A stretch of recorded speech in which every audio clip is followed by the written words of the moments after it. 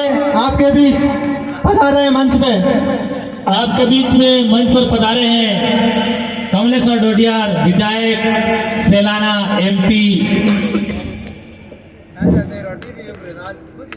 टंटिया बिरसा अंबेडकर, राणा पुंजा, जयपाल सिंह मुंडा से तमाम महापुरुषों के चरणों में कोटि कोटि नमन। यहाँ पर उपस्थित राजस्थान के अलग अलग जिलों से नौजवान साथी, बहनें, माताएं, युवा साथी, बुद्धिजीवी, पूरे मध्य प्रदेश की ओर से आप सभी को क्रांतिकारी जोहार। जय भीम प्रदेश।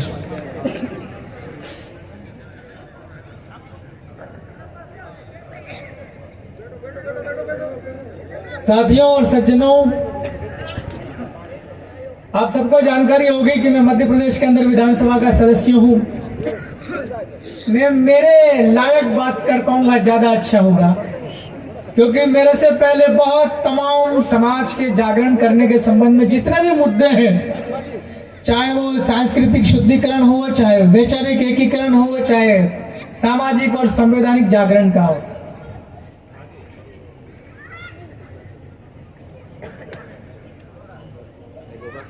आज से लगभग 1000 या 500 साल की अगर बात करें, इस देश के अंदर किसी प्रकार की कोई व्यवस्था नहीं हुआ करती थी। केवल राजतंत्र हुआ करता था और बाहर के लोग आकर के और पूरे देश के ऊपर एक तरफा राज करते थे। जहां आदिवासी लोग हुआ करते थे, आदिवासी इलाके हुआ करते थे, वहां उनका हस्तक्षेप कम था, लेकिन उन्हें फिर भी इस बात का घमंड था कि पूरे देश के ऊपर हमारा राज है। 1947 में देश आजाद हुआ। देश आजाद होने के बाद में इस देश की दिशा कैसी रहेगी, गति कैसी रहेगी, उसके लिए भारत का संविधान बना।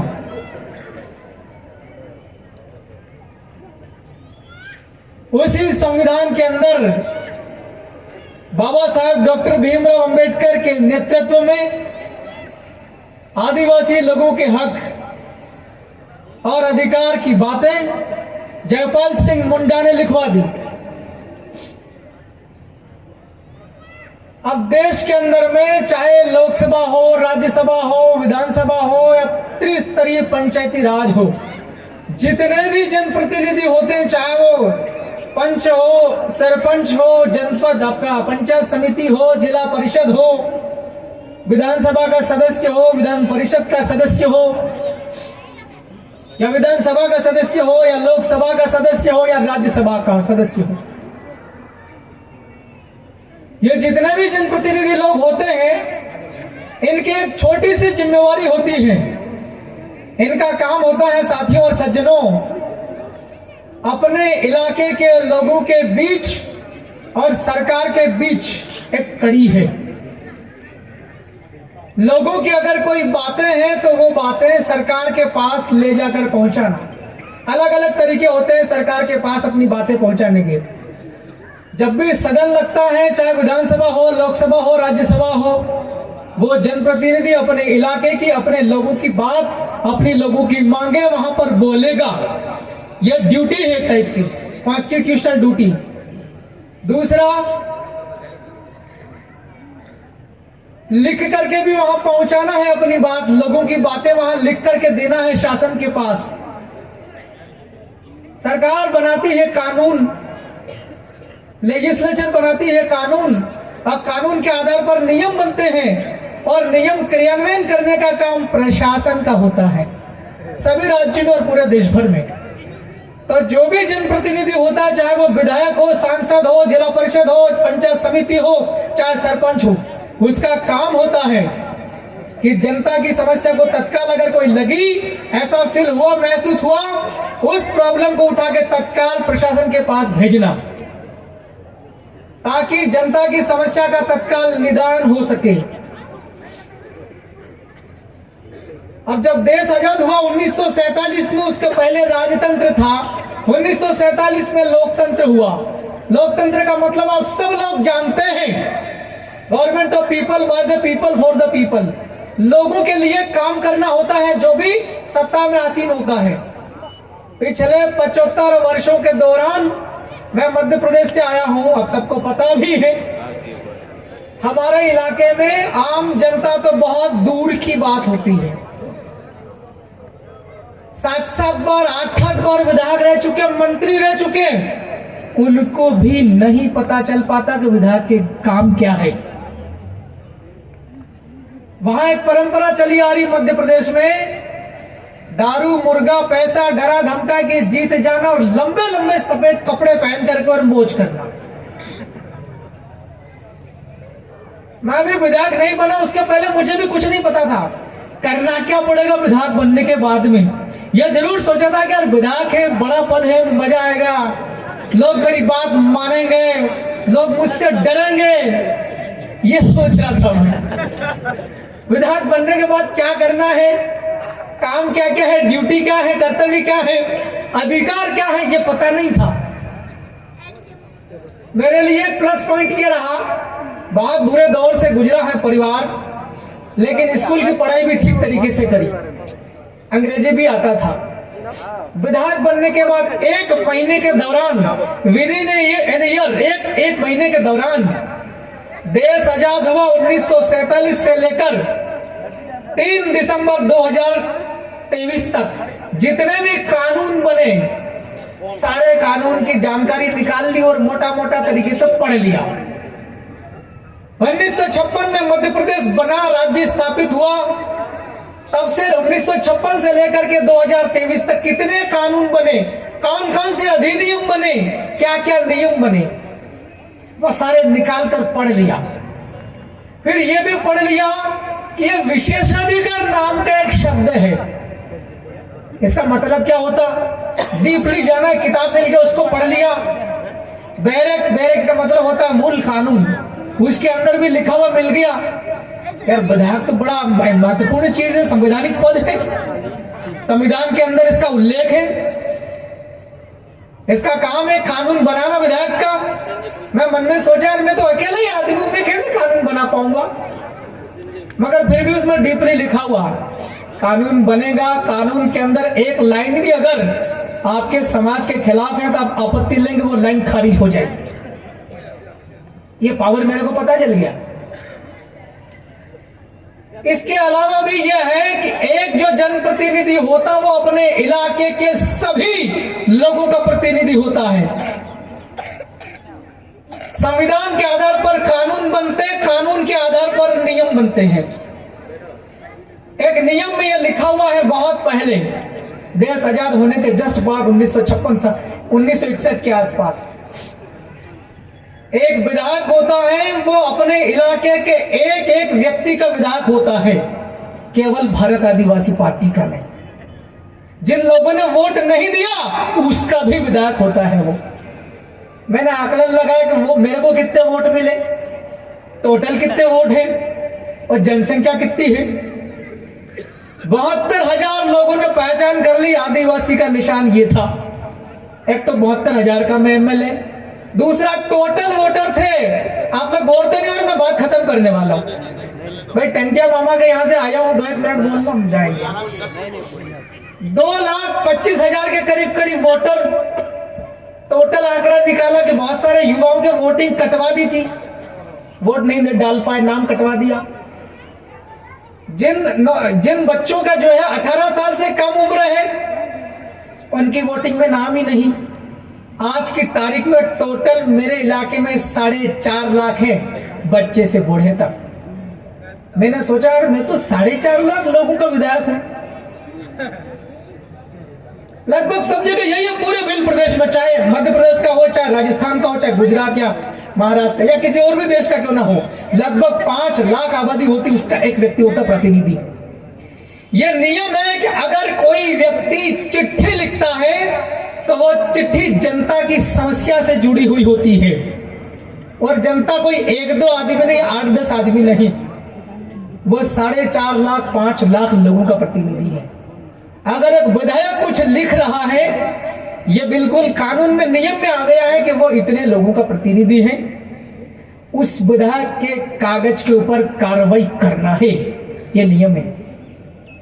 आप और हम सब लोग कभी कभार ज्ञापन देते हैं, कभी बिल प्रदेश को लेकर, कभी बजट संबंधी हम और भी कुछ काम हो गए, कोई और आपत्ति विपत्ति आ गई समाज के ऊपर, कभी कभार छोटे छोटे बड़े स्तर के ज्ञापन होते हैं, तहसीलदार ने वो कागज लेकर के वो डस्टबिन में डाल देते हैं।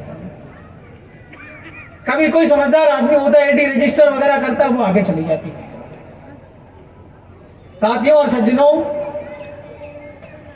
मैं सूचना दे रहा हूं, मैं कोई मेरी कैपेसिटी क्षमता या अभी तक जो काम किया मैं वो बुलाना नहीं चाह रहा हूं। आपने सुना होगा मीडिया में अभी तक क्या चल रहा है और मेरे बारे में सब, उसके में थोड़ा सा स्पष्टीकरण। पूरे मध्य प्रदेश की शासन है एमपी का, वहां पर 70 डिपार्टमेंट है। कितने?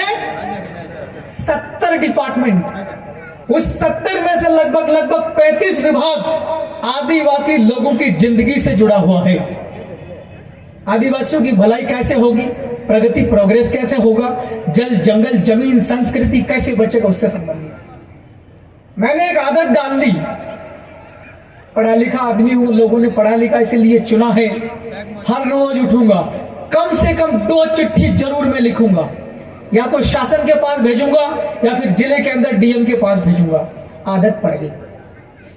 साथियों और सज्जनों, आज तक लगभग 2000 कागज लिख दिए हैं।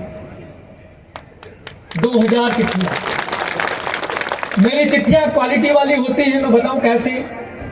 बीजेपी और कांग्रेस के विधायकों के आपने आपके राजस्थान के अंदर भी देखा होगा, 4-4, 8-8 लाइन लिख देते हैं सिर्फ लेटर पेड का नाम चमकाने के लिए। और मैं चिट्ठी लिखता हूं लगभग 40 से 50 लाइन की। सबसे पहले ही हम ये देख करके आ गए थे, हम चुनाव के पहले सज्जनों, मैंने एक मीटिंग लिया था जब चुनाव नजदीक आ गया। जन सुनवाई नाम का हमने बहुत एक प्रोग्राम तय किया। लगभग 5000 लोग आ गए। हमने जन सुनवाई करी, किसकी क्या प्रॉब्लम है, किसकी पेंशन मिली कि नहीं मिली, नौजवानों की छात्रवृत्ति मिली कि नहीं मिली, तमाम प्रकार, किसका कोई जमीन का विवाद तो नहीं है, आदिवासी की जमीन के ऊपर किसी दबंग ने कब्जा तो नहीं कर रखा, इसलिए बुलाया। वो सारी जन सुनवाई कर ली। दोपहर के पश्चात करीब 4:30 बजे मैंने उनसे पूछा, क्या आप ये बताओ कि आप में से कोई बीमार तो नहीं है? अरे बताओ, मैं आपके लिए व्यवस्था करवाने वाला हूं, दवाई की व्यवस्था करवाएंगे, अच्छे डॉक्टर्स लेके आएंगे, बताओ। 5000 में से लगभग 2500 लोगों ने हाथ खड़ा करके बताया कि कमलेश जी हम इतने लोग बीमार हैं। फिर हमने सच में पता करा सही में बीमार है कि नहीं है। कोई बोले हमें छाती में दुखता है, कोई बोले हमारे कमर में दुखता है, कोई बोले हमारे आंखों से साफ नहीं दिखाई देता, तमाम प्रकार की बीमारियां। कोई बोले हमारे चक्कर आता, महिलाओं की ज्यादातर समस्या थी चक्कर आने की, शरीर से कमजोर हो जाती है। मैंने तब से ये मसला मेरे दिमाग के अंदर में था, अगर मुझे अवसर मिला, जाजम अगर मुझे और समाज और जाजम मिलकर के अगर अवसर देती है, मैं इस क्षेत्र में ज्यादा काम करूंगा। दूसरा, शिक्षा। आज अगर आप और हम सब लोग बैठ पाए हैं, एजुकेशन की वजह से कहीं ना कहीं जुड़े हुए हैं। पूरे मध्य प्रदेश के अंदर 2.5 करोड़ के लगभग आदिवासियों की आबादी है। आज गोविंदा के अंदर ये जो कार्यक्रम हो रहा है सबको नहीं पता। जो पढ़ा लिखा आदमी है, जो आज का फोन का जमाना है, टेक्नोलॉजी का, उसी को पता है, सबको नहीं पता। मैंने सोचा था कि एजुकेशन के ऊपर काम करना पड़ेगा। एजुकेशन ठीक ठाक हो गया, नौकरी मिले या ना मिले, कम से कम खेती बाड़ी ढंग से कर सकता, दुकान धंधा चला सकता अपने इलाके में। मेरे हमरक्तों, मैंने 5 नवंबर के दिन, 5 नवंबर गया ये, मैंने एक चिट्ठी लिखी थी कि रतलाम के अंदर पूरे जिले अस्पताल के अंदर में पिछले 5 वर्षों के दौरान 70 करोड़ रुपए का बजट पूरे जिले में आता है। एक जिले में 1 साल का लगभग 70 करोड़ रुपया स्वास्थ्य के ऊपर आता है। आप में से थोड़ा बहुत गणित किसको आता है? हाथ खड़ा करो। अरे आप सो तो नहीं गए हो? हेलो, जाग रहे हो ना? थोड़ा बहुत गणित आता? डाउन योर हैंड्स, हाथ नीचे। 70 में 5 का गुणा करो, 5 में 70 का गुणा करो, हाँ, 7 पंजे 35 और ऊपर में एक भिंडी लगाओ, बोल 350 करोड़ रुपए का मुझे घपला लगा। मैंने क्या पिछले 5 वर्षों के दौरान इतना पैसा आया। हमारे छोटे छोटे प्राइमरी हॉस्पिटल्स होते हैं, वहां पर दवाइयां नहीं मिलती, डॉक्टर्स नहीं है, अस्पताल में बिस्तर नहीं है, पंखे नहीं है, इतनी अव्यवस्थाएं। पूरे जिले का भी एक चिट्ठी मांग ली 5 नवंबर को, और हर जिले के अंदर में एक मुख्य अस्पताल होता है, वहां पर पूरे जिले के लोग जाएंगे अपना उपचार लेने के लिए। जो रेफर होते हैं वो भी वहीं जाते हैं, बड़ी बीमारी का इलाज भी वहीं पे होता है शासकीय स्तर पर। हमने उसका भी हिसाब किताब मांग लिया। 1 महीना हो गया, 5 दिसंबर तक आई गोट नो आंसर फ्रॉम ऑफिशियल्स। उनकी ओर से मुझे कोई जवाब नहीं मिला। मुझे 4 या 3 तारीख को फोन आता है कि विधायक जी, सैलाना और बाजना जो रतलाम जिले का आदिवासी इलाका जहां के विधायक आप हैं, आपके क्षेत्र से लगभग 50% मरीज रतलाम के जिला अस्पताल के अंदर में भर्ती हैं। इनको दवाइयां नहीं मिल रही, डॉक्टर बाहर की दवाइयां मंगा रहे। कोई छोटा मोटा ऑपरेशन करना तो वो भी प्रिस्क्रिप्शन लिख के बाहर अपने प्राइवेट दुकान से मंगवा रहे हैं। यहां तक कि खून और पेशाब की जांच करने के भी इंतजाम नहीं है। डॉक्टर लोग अपने प्राइवेट लैब पर भेजते हैं खून पेशाब और खकार थूक वगैरह जांच करने के लिए। मैं चला गया कुछ वार्ड्स के अंदर, मैं देखा भी वाकई में बहुत अव्यवस्थाएं थी। और अब सर्दी जुकाम का समय चल रहा, मुझे खुद भी उपचार कराना था। भाइयों और बहनों, बुजुर्गों, सज्जनों, जो घटना मेरे साथ में घटी है वो घटना पूरे देश ने देख ली और आपने भी देख ली। क्योंकि मैं आपके बीच में आया हूं, आप लोगों ने ही मुझे एमएलए बनाया है, इसलिए मुझे बोलना जरूरी था। ये घटना है वाकई में, और मैं लड़ने वाला आदमी हूं। आप सबका साथ, सहयोग और मार्गदर्शन मेरे को लगातार मिलता रहना चाहिए, क्योंकि मध्य प्रदेश के अंदर में सभी जिलों के आदिवासी लोग लगातार ये कहते रहते हैं, विधायक जी हमारी आवाज सुनते नहीं है। कांग्रेस और बीजेपी के भी एमएलए बने हुए हैं, कभी हमारा फोन रिसीव नहीं करते हैं। हम आपके ऊपर, आपसे हम लोग आशा रखते हैं, अपेक्षा रखते हैं। यहाँ तक कि मध्य प्रदेश का गोंडवाना इलाका है, वो लोग भी लगातार संपर्क करते हैं। आपकी आवाज, हमारी आवाज आप लोग उठाना, ऐसा कहते हैं। मैं बहुत जिम्मेवार आदमी हूँ मध्य प्रदेश का, मुझे आपका साथ और सहयोग मिलता रहना चाहिए।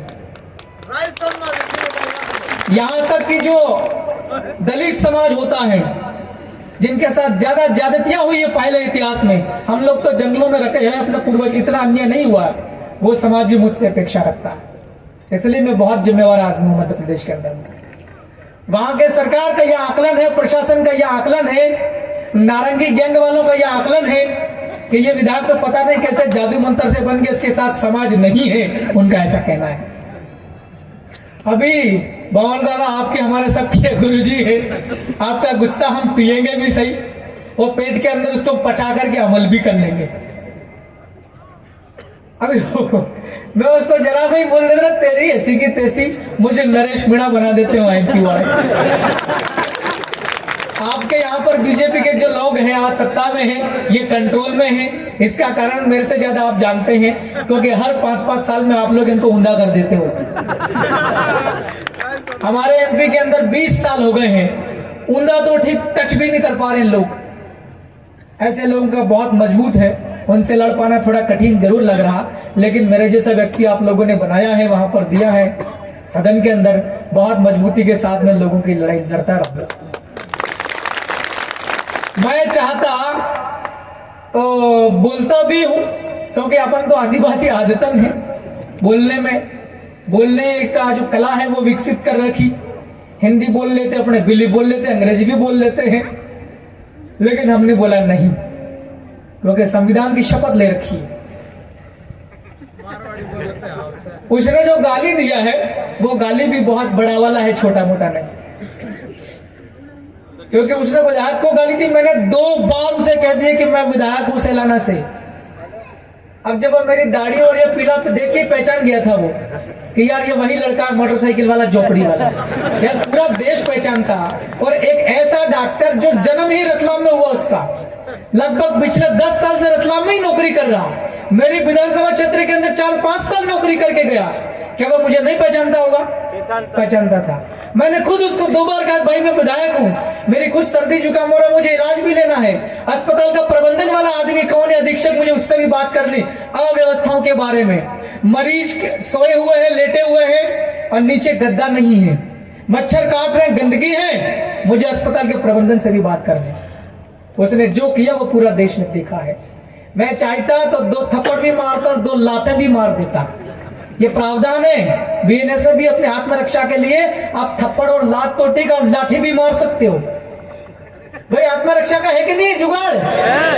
ये सब में है आत्मरक्षा का, लेकिन मैंने किया नहीं, क्योंकि 11 तारीख के दिन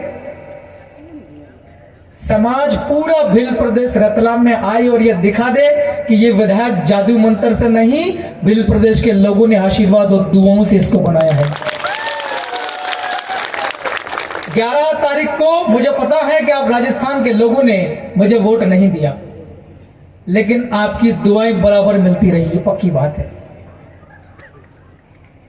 आपका समर्थन मिलता रहा, तब जाकर के वहां लोगों में चेतना आई, वरना ये आपकी जमीन है। यहां पर पहले बड़े बड़े आंदोलन हुए, सबसे ज्यादा ज्ञान की जो चिंगारी वो यहीं से उठी है। आदिवासियों को जगाने का सबसे पहले हिसाब किताब डूंगरपुर बांसवाड़ा पैदा हुआ हमारे एमपी में बाद में। इसलिए ये आपसे अपेक्षा रहेगी कि हम कल भी आपसे सीखते थे, इतिहास में भी पुरखे मध्य प्रदेश वाले आपसे सीखे हैं और हम कल भी सीखेंगे। आपका सहयोग और मार्गदर्शन मिलता रहे। आप लोगों की वजह से बॉर्डर पर सेलाना विधानसभा 72,000 लोगों को दिमाग में आ गया कि नहीं, जो राजस्थान वाले कर रहे ये बिल्कुल सही कर रहे। वरना हमारे वहां पर तो पहले 10 में आती थी, शायद महंगी होगी पोटली। ध्यानवीर जी कितने की आती? 30-45, अभी 45 वाली 50 में हो गई। 50 में तो एक पोटली में 2 वोटर तैयार हो जाते थे। एक पोटली देखो, आधा आधा पोटली पिला करके वोट लेते थे, है? ये स्थिति थी। अब अचानक से वहां पर यह चमत्कार हुआ। इस चमत्कार के पीछे कोई अगवान भगवान नहीं है, आप और हम सब लोगों का जागरण मार्गदर्शन की वजह से है। उधर भी हमारे कुछ लोग लेटरबाजी करते हैं, चुनावों में सौदा करते हैं, वो कहते हैं नहीं कमलेश्वर को हमने विधायक बनाया, ऐसा बोलते हैं। तो इस प्रकार की चीजें होती, तो मैं आपसे अपेक्षा करता हूं कि 11 तारीख के दिन 11 बजे लग जाना चाहिए पूरे एमपी के अंदर में, कि भील प्रदेश के लोग एकता में भी हो सकते हैं। बहुत जरूरत है।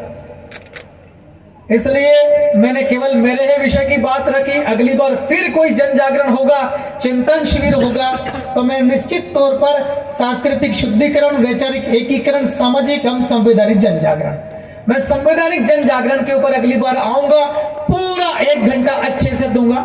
आज मैं टंटिया भील का बच्चा आपके यहाँ महाराणा पुंजा भील के परिवार वालों से यह आह्वान कर रहा, कृपया करके 11 तारीख को 11 बजे मध्य प्रदेश और राजस्थान का बॉर्डर इलाका, आपको वहां पर सादर आमंत्रण देकर के जा रहा हूं। यह एहसास करा देना है नारंगी वालों को, जो आज सत्ता में है, जो आदिवासियों को कुछ नहीं समझते हैं। सरेआम एक विधायक मेरे जैसे लोगों को, मैं एमएलए हूं, पढ़ा लिखा आदमी हूं, अंग्रेजी भी जानता हूं, बोलता हूं, कानून से ही काम करता हूं, लिख करके बात करता हूं, उसके बावजूद भी इस प्रकार से, तो आप इतना सोच लेना कि दूसरे इलाके हैं मध्य प्रदेश में जहां जागरण कम है, झाबुआ, अलीराजपुर, धार, बड़वानी, अपना गोंडवाना वाला इलाका, सीवनी, मंडला, शाहडोल, वहां पर आदिवासी लोगों के साथ अस्पतालों में कैसा व्यवहार होता होगा, इतना आपको मन में सोचते सोचते घर पे जाना है। मैं तो विधायक हूं, मैंने अपने हक के लिए, मैं कानूनी तरीके से, कानून मैंने हाथ में नहीं लिया। अगले दिन हम लोग 4-8 साथियों के साथ गए, शांतिपूर्वक कानून का पालन करते हुए धरना बैठ करके एफआईआर करवा दी। एफआईआर हल्की हल्की करी हमने, जो अपराध किया है मां बहन की वो धारा नहीं लगाई है। अब वो काम तो अदालत से भी हो जाएगा, कोर्ट में भी धारा बढ़ जाएगी, मगर अभी वहां की सरकार ने और प्रशासन ने काम नहीं किया, उसको सस्पेंड तक नहीं किया, निलंबन की कार्रवाई होती वो तक नहीं की। मेरे खिलाफ और एक तो अपने आदिवासी परिवार का बिल प्रदेश विद्यार्थी मोर्चा होता, जिस लड़के के ऊपर हम सब ने भरोसा जताया कि आदिवासी पूरे इस मध्य प्रदेश के अंदर 8-10 जिले आते हैं, यहाँ विद्यार्थी लोग जो स्टूडेंट होते हैं, चाहे वो कॉलेज हो या स्कूल हो।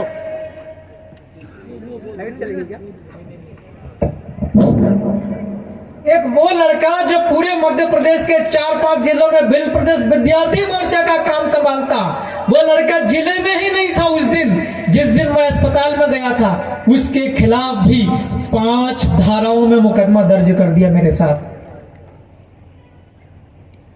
अब आज जब हम लोगों के साथ में ऐसा कर रहे हैं, तो अगर वहां पर प्रदर्शन नहीं करेंगे, एकता नहीं दिखाएंगे, आने वाले टाइम में हमारे पड़ोस में भी चालू कर देंगे। दानपुर से लेके छोटी सरवन के रास्ते बांसवाड़ा से होते हुए गोगुंडा आ जाएंगे। सही है कि नहीं है? तो इस जुल्म को, इस अन्याय को, इस बदमाशी को अगर खत्म करना है तो हम सबको एकता में हो जाना पड़ेगा। और मैं पुनः आह्वान करता हूं, टंटिया भील का बच्चा होने के नाते, राणा पुंजा भील परिवार के आप लोग सब हो, हम सब हमरक्ती हैं, एक ही समाज है। कृपा करके आप लोग बड़ी तादाद में आए, एहसास करा देना है कि वो खुद सरकार इस्तीफा देने लायक हो जाए, ऐसा लग जाना चाहिए। बहुत बहुत धन्यवाद। एक बार फिर से पूरे मध्य प्रदेश का भील प्रदेश वाला वो पश्चिमी इलाका जहां 8-10 जिलों के वो लोग जो आपका इंतजार कर रहे हैं, मैं उनकी ओर से एक बार फिर से बहुत बहुत धन्यवाद ज्ञापित करता हूं। आप लोग आएंगे, बहुत बहुत आभार भी व्यक्त करता हूं। अभी से शानदार तरीके से शांतिपूर्वक हम लोग करेंगे। एक आखिरी बात कह के खत्म करते हैं। पुलिस का एसपी साहब बोलता है, वो घबरा रहे पहले से ही, एक नोटिस निकाल दिया, 100 मीटर के आसपास कोई भी व्यक्ति ज्ञापन देने नहीं आएगा, कोई भी धरना नहीं करेगा, नारा नहीं लगेगा। क्योंकि हमने 8 दिन पहले वहीं पे हमने रोटी पानी सब रात को वहीं खाया 12 बजे। हमने कलेक्टरों को, एसपी और सरकार को, मंत्रियों को फोन करके दिया, जब तक नर्सिंग के बच्चों को परीक्षा नहीं दिलवाओगे सुबह, तब तक यहीं बैठेंगे, खाएंगे यहीं खाना हमारा, लेकिन बाथरूम टट्टी पेशाब कर तुम्हारा। रात को 12 बजे मध्य प्रदेश के मुख्यमंत्री मोहन यादव ने फैसला किया, नहीं, ये लोग बैठे, भले ही 13 लड़कियां हो आदिवासी की, मगर दोपहर में इनको 2 बजे एग्जाम दिलवाना ही है। नहीं तो हो सकता है कि दिल्ली तक संदेश चला गया, नरेंद्र मोदी और अमित शाह मेरे को मुख्यमंत्री कुर्सी से हटा देंगे। इतना डर फैला गया साहब 13 बच्चों के लिए। तब इतना बवाल हुआ है रतलाम में, सब पूरी दुनिया देख रही है। कलेक्टर ने ऑर्डर निकाल दिया है। हमने कल, क्योंकि मैं पढ़ा लिखा आदमी हूँ, आप सब लोगों की वजह से पढ़ा लिखा आदमी हूँ, मैंने लिख दिया, कलेक्टर को बोल दिया है कि भाई आप पढ़ाई कैसे, कलेक्टर बने कैसे हैं, सवाल खड़ा होता है, 2-1 बात में बता दो जो नहीं बताना चाहिए। अभी सब ये वीडियो चले जाएंगे, भाई सुनते होंगे, वो 2-1 बात के ऊपर शंका है।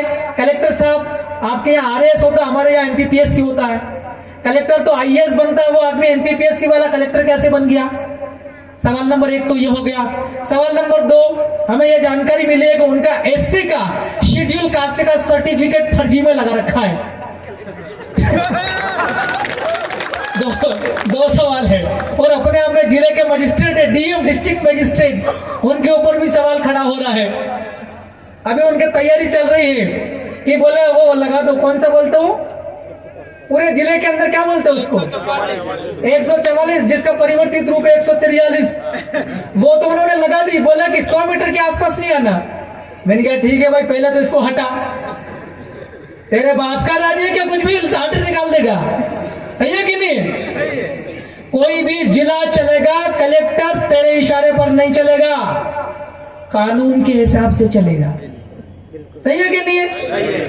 तो उसको आर्डर वापस निकालने के लिए बढ़िया लिख करके दे दिया है। अब वो पढ़ेगा 2 दिन तक तो उसको समझने में लग जाएगा, और 2 दिन बाद अपना आंदोलन है। राइट? सब कुछ बढ़िया चल रहा है, बस ये अपेक्षा है कि एक बार एकता दिखाने है, उसके लिए मैं आह्वान करने आया हूँ। आप बोलते होंगे यार ये चिंतन शिविर रखा, ये क्या क्या बोले जा रहा है, ऐसा कहते होंगे। अब यहाँ धक हो रहा है कि वह हमको दिखाना है कि मैं अकेला विधायक नहीं हूँ, तंत्र मंत्र से नहीं जीता हूँ, लोगों ने दिया है वोट, राजस्थान वाले लोगों ने टिकट दिया, ये बोल दिया मैंने तो। हाँ भाई, बाप पार्टी कहाँ थे? हमारे यहाँ तो JS चलता है, सभी लोगों ने अपने अपने घर का बना लिया, सभी संस्थापक है, 15 संस्थापक है। तो हम किसके माई बाप, हमारे आप लोग ही हो। हाथ खड़े करके बताओ देगा रतलाम में कौन कौन आने को तैयार है। हाथ नीचे कर दो। अब कोशिश करेंगे, मैं नया विधायक और झोपड़ी वाला हूँ, आने का हिसाब किताब आपका और वहां खाने का हिसाब किताब आपके इकलौते विधायक का। एक भी व्यक्ति अब आप आएंगे वहां पर मैं भूखा नहीं आने दूंगा, आपको खाना और पीना पूरा इंतजाम करूंगा। आज की ये बात भी वहां चली गई होगी, नगर निगम के लोगों को बुद्धि चलेगी, वहां पर टट्टी पेशा वाले टैंकर खड़े कर दिए जाएंगे, हो जाएगा व्यवस्था।